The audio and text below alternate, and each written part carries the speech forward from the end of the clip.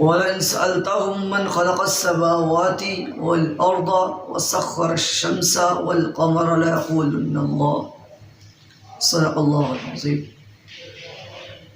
میرے بھائیو، اللہ رب العزت کو ماننے سے کسی کو انکار نہیں۔ کیوں؟ کہ کفار مکہ اللہ رب العزت کو مانتے تھے۔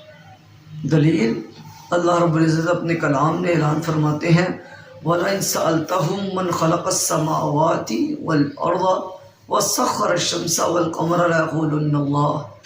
اے پیغمبر علیہ السلام، آپ ان سے سوال کیجئے، آپ ان سے پوچھئے کہ کون ہے جس نے آسمان اور زمین کو تمہارے لیے پیدا کیا ہے، سورج اور چاند کو تمہارے لیے مسخر کیا ہے، تو یہ جواب دیں گے لَيَقُولُنَّ اللَّهُ، وہ اللہ رب العزت ہے۔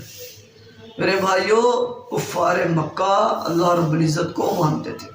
مسئلہ یہ نہیں کہ وہ اللہ رب العزت کو مانتے تھے، مسئلہ یہ ہے کہ وہ اللہ رب العزت کی نہیں مانتے تھے۔ اسی طرح محمد رسول اللہ صلی اللہ علیہ وسلم کو ماننا کافی نہیں، بلکہ محمد رسول اللہ صلی اللہ علیہ وسلم کی ماننا یہ کافی ہے۔ اسی طرح جو تم اہل بیت سے محبت کا دعویٰ تو کرتے ہو لیکن اہل بیت کی نہیں مانتے، بلکہ تم میں تو اہل بیت کی ماننے کا تصور ہی نہیں ہے۔ اہل بیت سے محبت کرنے کا کیا فائدہ جب اہل بیت کی ماننی نہیں؟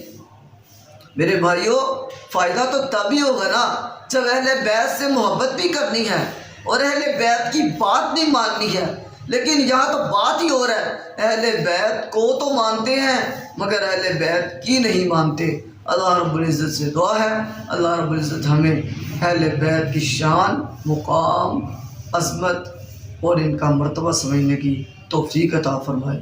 وما علینا الا البلاغ المبین۔